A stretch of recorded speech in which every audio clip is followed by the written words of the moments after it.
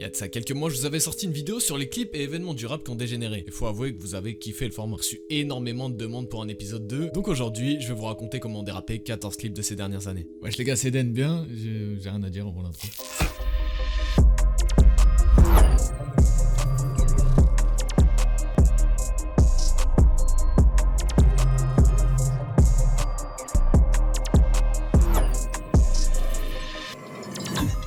On commence par le plus récent, Maes et ZKR. Pour la sortie de Relvi 3.0, Maes a sorti un son sur Skyrock avec ZK qui s'appelle Kalenji. Et depuis quelques semaines, énormément d'enregistrements d'un clip à Sovran entre les deux artistes tournent un peu partout sur internet. On sait pas exactement ce qui s'est passé, mais un incendie a démarré et a cramé les 3 voitures prises pour le clip, dont 2 Clash G et un van. Ça fait rush. Il est jaloux. Voilà, vas-y, casse-toi, voilà. Tout se passait bien jusqu'à il arrive une dinguerie. Starfall. Pour le clip du son A4, Booba était venu en Guadeloupe pour tourner tout ça. Ils avaient ramené des pour les figurants, sauf que tout s'était pas déroulé comme prévu, comme des tirs en l'air et un peu partout. Les gens ont encore des doutes sur le fait que c'était des balles à blanc ou non d'ailleurs, hein. Si vous voulez mon avis, je pense pas. Chris Macari, le fidèle clipmaker de Booba de l'époque, avait carrément posté sur Instagram qu'il avait failli canner sur le tournage. Le truc dans tout ça, c'est que 4 figurants ont été arrêtés, Booba accusé par les médias de s'être servi de ces jeunes. Les jeunes en question avaient déclaré que Booba leur avait vendu du rêve et qu'il était parti presque immédiatement pour échapper à l'enquête. Les peines allant de 7 mois ferme et de 200 € d'amende.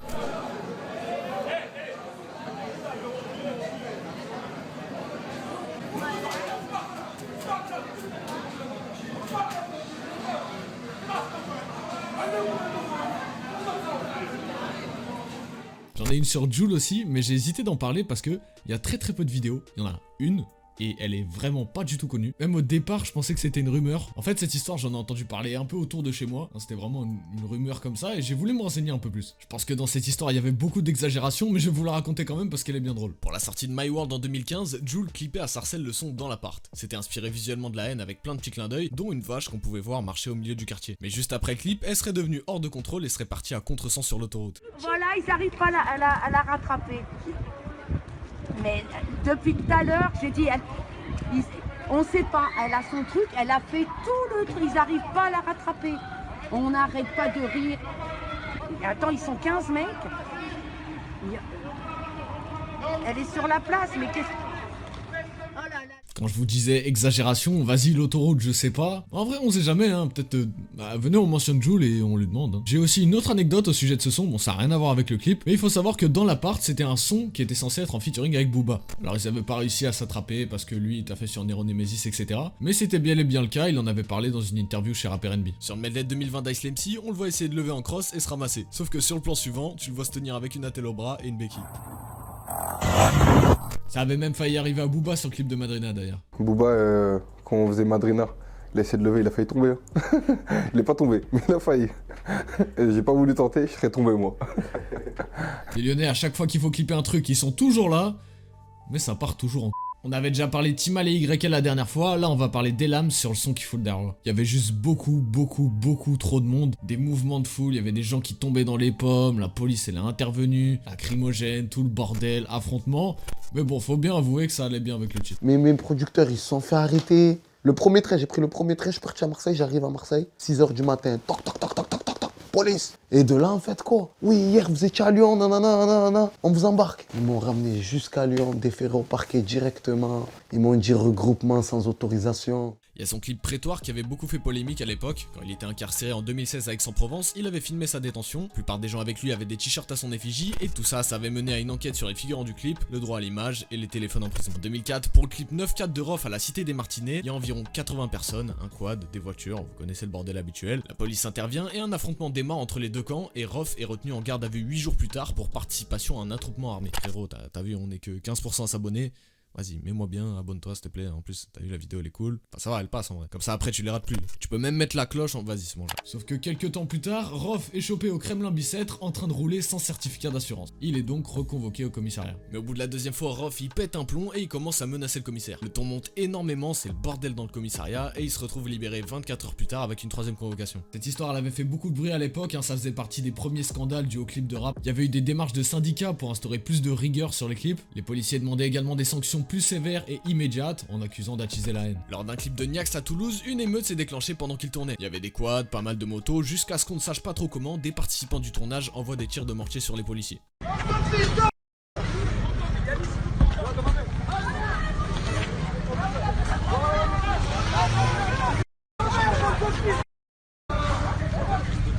Bagdad. Un des tireurs avait été arrêté, bon, c'est pas la première fois que ça arrive dans un clip de Niax, hein. Il y avait le clip de Commission Rogatoire aussi. Si le clip a pas dégénéré au premier sens du terme, les conséquences du clip de Fuck le 17 ont fait pas mal de bruit. Les couplets de Stavo et Dolpy se sont vus censurés sur toutes les plateformes et sur le clip, remplacés par des bruitages de moteurs et de pistolets silencieux. L'hypothèse la plus plausible vis-à-vis de ça, c'est que le label ait pris des pressions pour éviter les poursuites.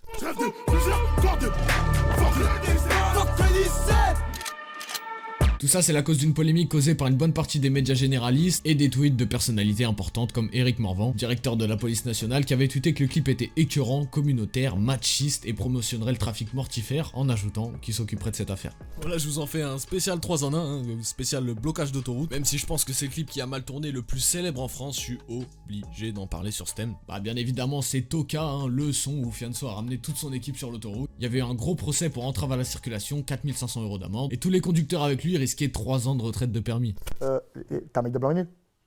D'accord. T'as un mec de Stein? D'accord. Chez nous, on bloque pas l'autoroute pour rien, gros. Mais pour le mariage du petit cousin au petit cousin, on le fait, gros. Pour rien. Donc pour moi, je me suis dit, c'est pas lourd. Et en plus, c'était dans un bouchon. Ça veut dire à 19h vendredi sur la A3, tu fais pas 10 mètres en 20 minutes. Tu sais, on a créé une petite interstice de 20 mètres, 30 mètres entre dans le bouchon. On a shooté ça en un coup, 3 minutes, boum boum. J'aurais jamais pensé que ça aurait fait tout ça. Jamais. Après, voilà, j'ai fait ma connerie, mais à culpa, vas-y, tranquille, il n'y a pas de galère, désolé, la famille. C'est vrai, peut-être que j'aurais pas dû. Je regrette pas. Peut-être que je le referai pas, mais je regrette pas. Plus récemment, c'était Kid Besbar qui avait fait pareil sur le son Bébéto. Il avait complètement bloqué le périph', il l'avait montré dans son clip et il avait mis pas mal d'articles qui avaient relayé la chose.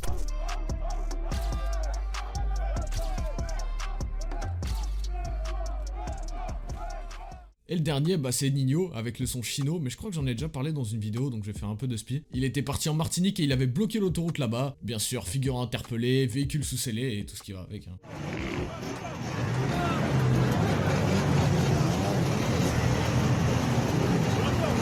C'est pas un clip, mais c'était quand même assez impressionnant, c'est quand Koba avait fait un concert et qu'il s'était fait arrêter sur scène.